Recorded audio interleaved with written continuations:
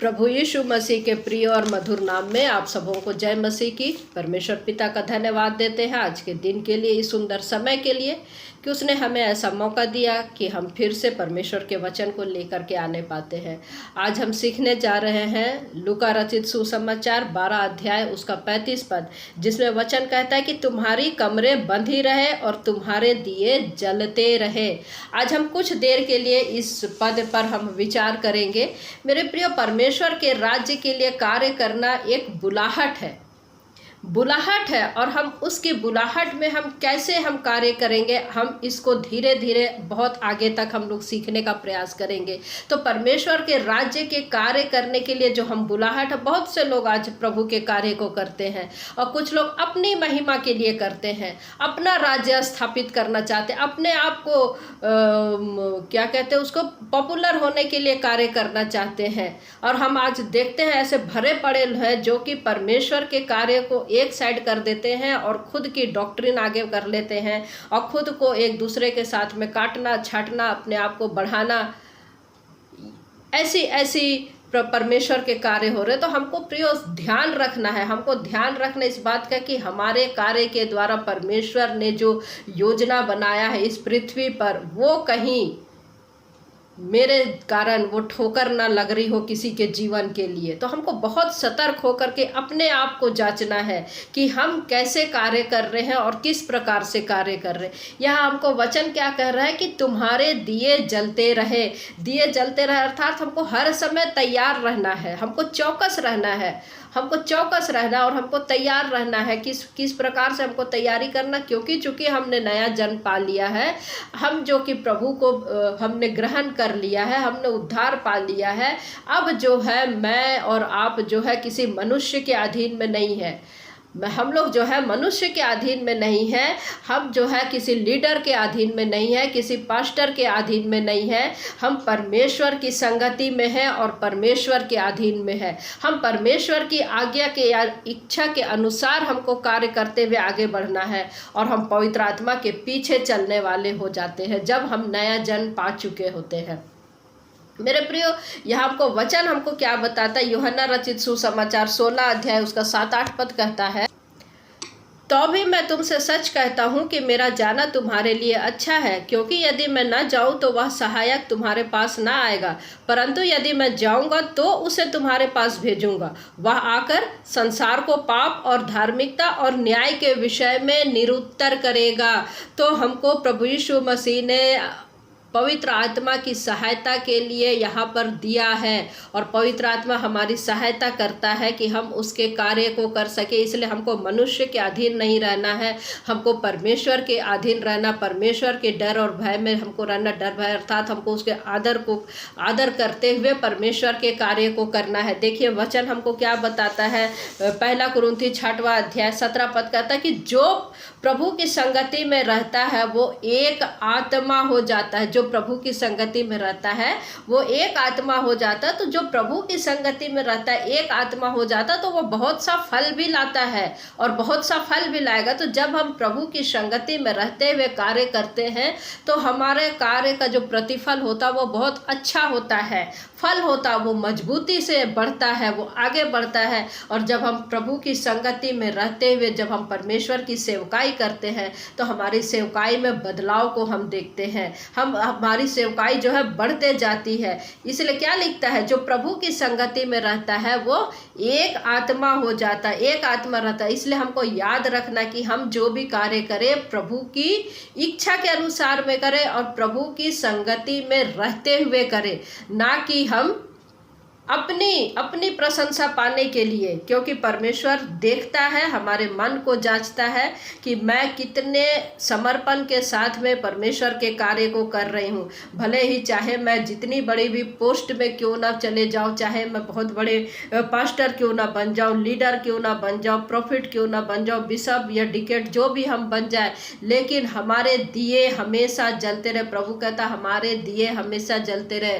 तो हमारे दिए कैसे जलते रहे, जब हम परमेश्वर की संगति में रहेंगे तब हमारे दिए जलते रहेंगे। मेरे प्रियो, वचन को, बाइबिल को हमको पकड़ना बहुत आसान होता, किंतु उसके लिए हमको कैसी तैयारी करना है और किस प्रकार की तैयारी करना है, ये जब तक हम प्रभु की संगति में नहीं बैठेंगे हम नहीं सीख सकते। और ऐसे में हमारा क्या होता है कि हम किसी मनुष्य को हम आदर्श मान लेते हैं, किसी को आत्मिक पिता मान लिए तो किसी को आत्मिक माता मान लिए, और हम उसके पीछे चलने लग जाते हैं और फिर हम प्रभु यीशु मसीह को छोड़ देते हैं, उसको पीछे कर देते हैं। तो यीशु मसीह को हमको छोड़ना नहीं है मेरे प्रियो। हमको मनुष्य की जो ये गलत बातें हैं, क्योंकि कोई भी मनुष्य हमारा आत्मिक माता या आत्मिक पिता नहीं हो सकता, क्योंकि प्रभु यीशु मसीह का जो तेल है वो हमारे दिए में आता है। उसने हमको अभिषेक किया, जैसे हमने नया जन्म पाया, हमको पवित्र आत्मा मिल गया और वो हमको मदद करता है, हमारे दिए में तेल डालता है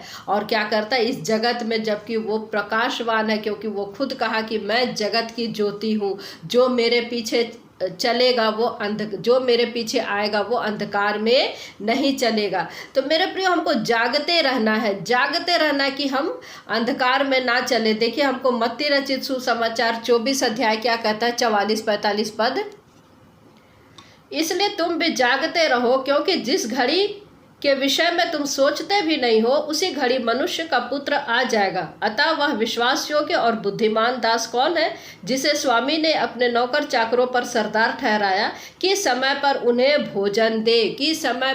भोजन दे। परमेश्वर का वचन हमसे कह रहा है कि प्रभु यीशु मसीह चाह रहा है कि हम जागते रहे। 42 वर्ष क्या कहता है, इसलिए जागते रहो, क्योंकि तुम नहीं जानते कि तुम्हारा प्रभु किस दिन आएगा। हमको जागते रहना। तो हम कैसे जागते रहेंगे? हम कैसे जागते रहेंगे? यीशु की तेल से, उसकी रोशनी से। अगर हमें रोशनी मिलती रहेगी ना तो हम अंधियारे में नहीं चलेंगे। बताइए, यदि हमको रोशनी मिलती रहेगी तो क्या हम अंधियारे में चलेंगे? नहीं चल सकते। हम अंधेरे में नहीं चलेंगे। तो हमको प्रभु यीशु मसीह की ज्योति हमको मिलती रहती है। हमारी ज्योति तभी चमकेगी जब यीशु मसीह की ज्योति मुझ में चमकेगी। यीशु मसीह की ज्योति मुझ में चमकेगी, तभी हमारा भी जो है ज्योति हम चमक सकते हैं।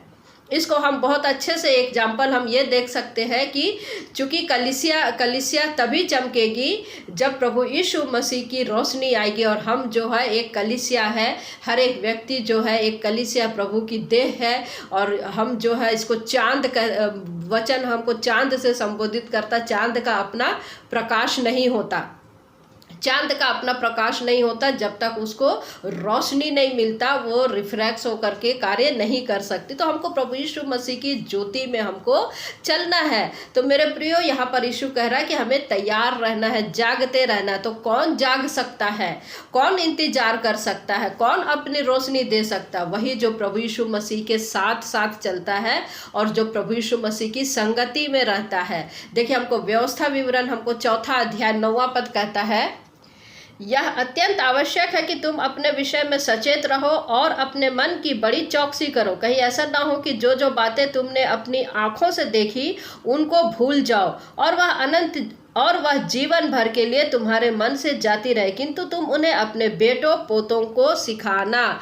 देखिए, हमको यहाँ पर 3 बातें हमको कह रहा है कि यहाँ पर सचेत रहो, अपने मन की बड़ी चौकसी करो, और तीसरा जो है हर एक चीज़ अपने हृदय में रखो। तो जो आश्चर्य कर्म प्रभु यीशु मसीह हमारे जीवन के लिए किया, जो प्रभु यीशु मसीह ने बड़े बड़े कार्य किए, प्रभु यीशु मसीह जो इस जगत में आकर के हमको परमेश्वर की संगति में लाया, मेल मिलाप कराया, उसको हमको याद रखना है, उसको हमको याद रखना। प्रियो, कहीं हमारी एक गलती कहीं हमको ठोकर ना खिला दे। हमको इसको स्मरण रखना है, हमको इसको स्मरण रखना है। और प्रियो, हमको वचन कह रहा है कि दिए तुम्हारे जलते रहे।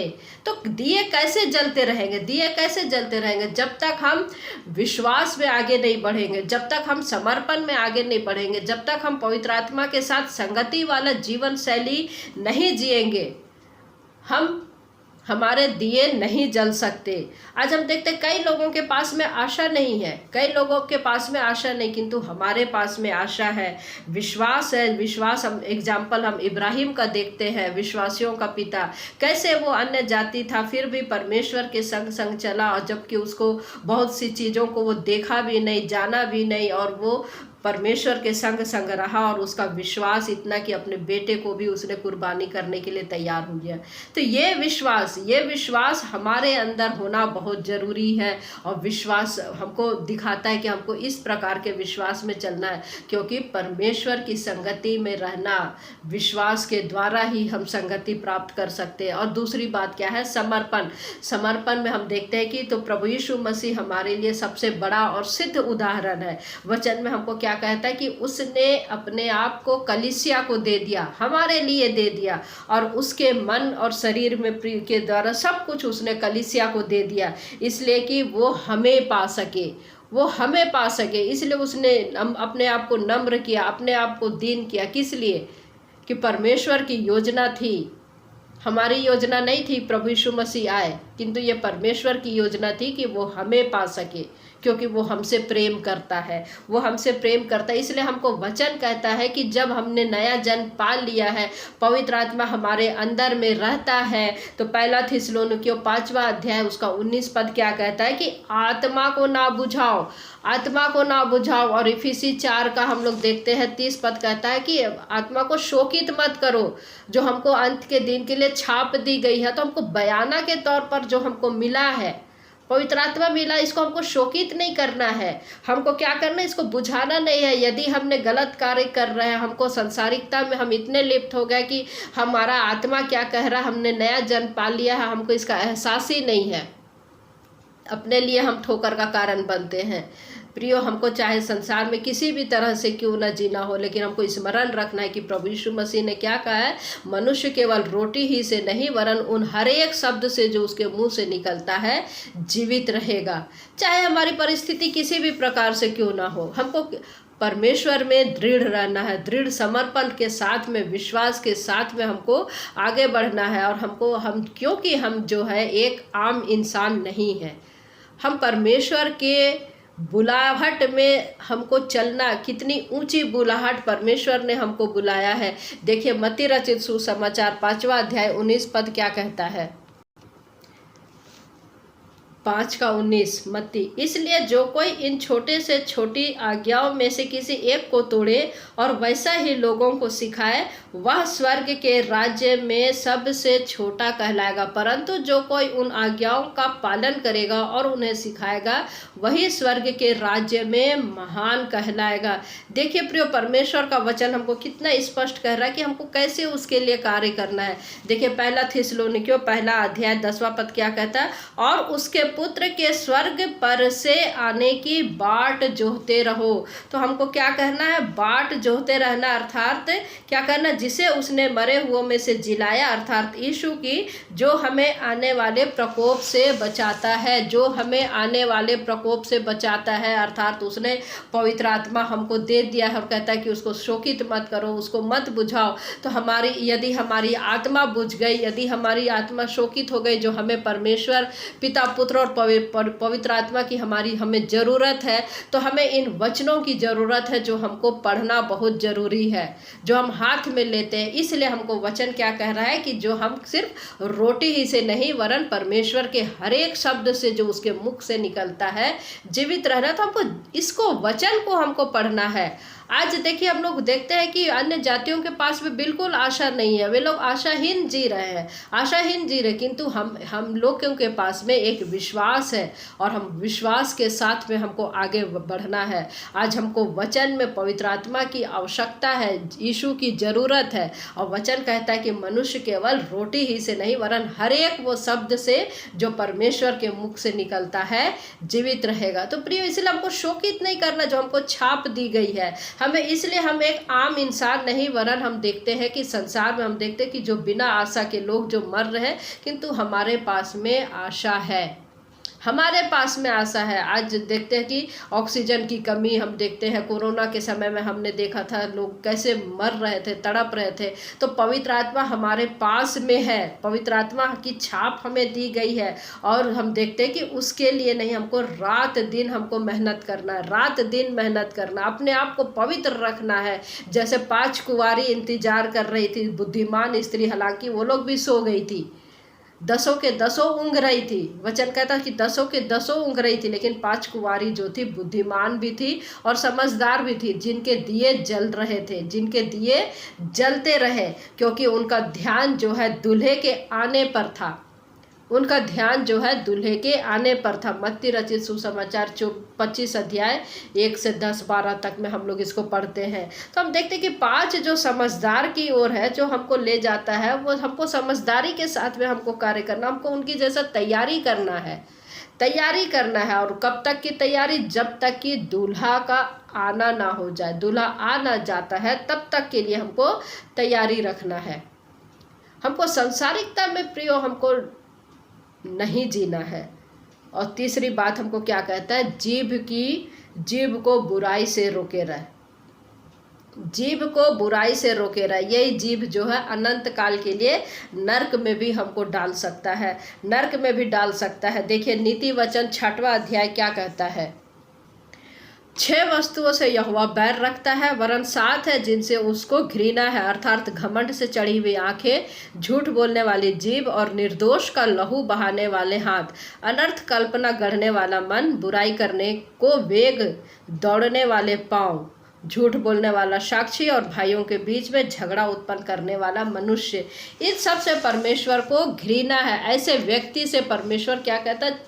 6 वस्तुओं से यहोवा को बैर है, वरन 7 है। तो मेरे प्रिय, ऐसी बातों से हमको दूर रखना और अपने शरीर के अंगों को परमेश्वर के हाथ में हमको देना कि वो हमारे शरीर के अंगों को कंट्रोल कर सके। देखिए 20वां पद क्या कहता है? हे मेरे पुत्र, मेरी आज्ञा को मान और अपनी माता की शिक्षा को नातज। हम यहाँ पर क्या देख रहे हैं? वचन हमको बताते कि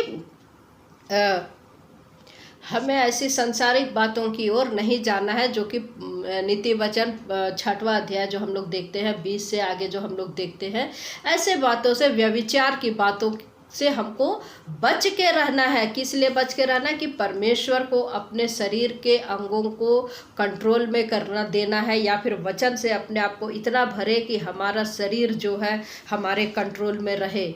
वचन की संगति में जब तक हम पवित्र आत्मा में नहीं भर जाते, हमारे जीवन में शरीर का जो वश है वो नहीं हो सकता। तो मेरे प्रियो, हमको परमेश्वर की जब हम महिमा करते हैं, परमेश्वर के कार्य जब हम करते हैं, तो हमारा कंट्रोल परमेश्वर के हाथ में होना बहुत ज़रूरी है। हमारी देह का कंट्रोल वचन के अनुसार में होना चाहिए। हमको शैतान के हाथ में अपने अंगों को ना सौंपे कि वो जो है गलत कार्य करवा दे, इन अंगों का प्रयोग जो है गलत कार्य के लिए करवा दे। इसलिए हमारे दिए जलते रहे, और इसलिए कि यदि हमारे इस प्रकार के व्यभिचार के काम में हमारे अंग जो है गलत कार्य की ओर जाते हैं, तो फिर हमारे दिए जलना मुश्किल है, और फिर हमारे पास में परमेश्वर की प्रकाश जो है प्रकाशमान नहीं हो सकती। तो प्रियो, हम देखते हैं कि आज जो संसार में जिस प्रकार के लोग जी रहे हैं, और हम मनुष्यों की जो जीवन शैली है मसीह में आने के बाद में, उसमें किस प्रकार का अंतर दिखता है? अंतर होना चाहिए, लेकिन हम देखते हैं कि नहीं हो पाता है। आज दुनिया में हम लोग देखते हैं कि कई लोग तरस रहे हैं वचन के लिए, वचन की संगति के लिए, आपस की संगति के लिए। वे लोग रोते हैं, किंतु मेरे प्रियो, परमेश्वर ने हमें ऐसा मौका दिया है और बार बार हमको मौका दे रहा है। तो ये क्यों मौका दे रहा है परमेश्वर हमको? क्या आपने कभी ये सोचा है कि हमको रोज दिन हर समय ऐसा मौका परमेश्वर क्यों देता है कि मैं और आप जो है वचन को ले करके बढ़े, वचन की संगति में जाए, परमेश्वर के लोगों की संगति में जाए? वो बार बार मौका हमको देता है प्रियो। परमेश्वर का आगमन भी नज़दीक है, परमेश्वर का आगमन भी नज़दीक है और इसलिए हमको कितने मौके मिल रहे हैं। हमको इसको ध्यान में रखना, हमको जागते रहना है, हमको सचेत रहना, हमारे दिए जो है जलते रहे, क्योंकि परमेश्वर ने हमको कई बार मौका दिया है। प्रभु यीशु मसीह के आने का जो समय नज़दीक है, तो हमको इंतजाम भी बहुत किया। समय चाहे जब भी आए, लेकिन यदि हमारी मृत्यु आज ही हो जाए या फिर कल ही हो जाए, तो यीशु मसीह तो जब आएगा तब आएगा, लेकिन हमारी तैयारी कितनी है? क्योंकि हम तो कल हो सकता है कि मैं मर जाऊं। तो प्रियो, हमको तैयार रहना है। मेरे जीवन में इतनी भलाई जो परमेश्वर कर रहा है, लेकिन मेरे जीवन में बदलाहट क्यों नहीं दिखता? हमारे जीवन में बदलाव क्यों नहीं दिखता है? मेरे प्रियो, अपने जीवन को देखिए, अपने जीवन को देखिए। बदलाव आना चाहिए। ऐसा बदलाव क्यों नहीं आता? जैसे हम नए जन्म से पहले थे, नए जन्म के बाद भी वैसी हो गए। वरन हम जब प्रभु को जानने लग गए, हमको विलासिता की सारी चीज़ें मिल गई, हम कंफर्ट जोन से हम बाहर निकलना नहीं चाह रहे हैं, और हम 2 कदम और आगे हम बुराई में चले गए। हम मीटिंग तो कर रहे हैं, संगति तो कर रहे हैं, प्रार्थना तो कर रहे हैं, लेकिन हमारी जो आदत है उसमें कोई बदलाव नहीं। हमारी आदत में क्यों बदलाव? कोई बदलाव नहीं। मेरे प्रियो, वो आदत को हमको बदलना है। मेरे में और दुनिया वालों में क्या फ़र्क रह जाता है? मेरे में, मैंने तो कहा कि मैंने अपना जीवन यीशु को दे दिया, हमने बपतिस्मा पा लिया, हम आराधना भी कर रहे हैं, मीटिंग जा रहे हैं, सब चीज़ कर रहे हैं, और इतना सब होने के बावजूद मेरे जीवन में कोई फ़र्क नहीं दिख रहा है। क्यों नहीं दिख रहा? हमको अपनी आदत को बदलना है। हम हर समय हम शैतान को दोष नहीं दे सकते। हम हर समय जो है शैतान को दोष नहीं दे सकते। आज देखिए, बचपन से लेकर के अब ऐसा समय आ गया कि बाल भी सफ़ेद हो रहे, अर्थात हमारे मृत्यु के दिन भी नज़दीक आ रहे, हमारी घड़ी कम होते जा रही, समय कम होते, फिर भी हमारे जीवन में कोई बदलाव हमको नहीं दिख रहा है। मेरे प्रिय, जीवन परमेश्वर ने हमको दिया, ये बहुत ही कीमती है। हम हर समय शैतान को दोष ना दें, हर समय हम शैतान को दोष ना दें, हम खुद को भी देखें। हमारी बुलाहट क्या है? हमारी बुलाहट कितनी ऊंची है? जो परमेश्वर ने हमें बुलाया, हमको उसके अनुसार में हमको कार्य करना है। देखिए, रोमियो की पत्री 8वां अध्याय उसका 15 पद क्या कहता है? क्योंकि तुमको दासत्व की आत्मा नहीं मिली कि फिर भयभीत हो, परंतु लेपालकपन की आत्मा मिली है, जिससे हम हे अब्बा, हे पिता कहकर पुकारते हैं। लेपालकपन की आत्मा मिली, हमको भय की आत्मा नहीं मिली है। हमको पुत्र की बुलाहट है। हमको कितनी ऊंची बुलाहट मिली है। हम अपने बुलाहट को पहचाने कि मुझे कितनी ऊंचे बुलाहट से परमेश्वर ने हमको बुलाया है। अपनी बुलाहट को समझे। लेपालक पुत्र होने का सौभाग्य हमको और आपको परमेश्वर देता है। बाहर की दुनिया कितनी परेशान है, कितनी दुखी है, वे लोग गुलाम है, किंतु हम क्या है? दासत्व की आत्मा हमको नहीं मिली है। हमारे पास में दासत्व की आत्मा नहीं है। हमको किसी बात की डर नहीं। अगर बाहर वाले भक्ति करते हैं, वे लोग भक्ति का काम ना करें, तो उनको डर है, उनकी हालत और ख़राब हो सकती है। मेरे प्रियो, हमें डर नहीं है, हमें गुलामी की आत्मा नहीं मिली है, हमें स्वतंत्रता की आत्मा मिली है। हमको लेपालक की आत्मा मिली, हमको गुलामी की आत्मा नहीं मिली है। तो प्रियो, हम अपनी बुलाहट को समझे कि परमेश्वर ने हमको किस ऊंचाई में बुलाया है, और उसके अनुसार कार्य करें, और हमारे दिए जो है जलते रहने पाए। तो आज की इस कड़ी में हम इसको यहीं समाप्त करते हैं। आने वाले समय में हम इसको और भी आगे हम देखेंगे कि परमेश्वर की बुलाहट कैसी है और हमारे दिए किस प्रकार से जलते रहनी चाहिए। तो परमेश्वर पिता इन वचनों के द्वारा हम में से प्रत्येक को आशीष दे। आमीन।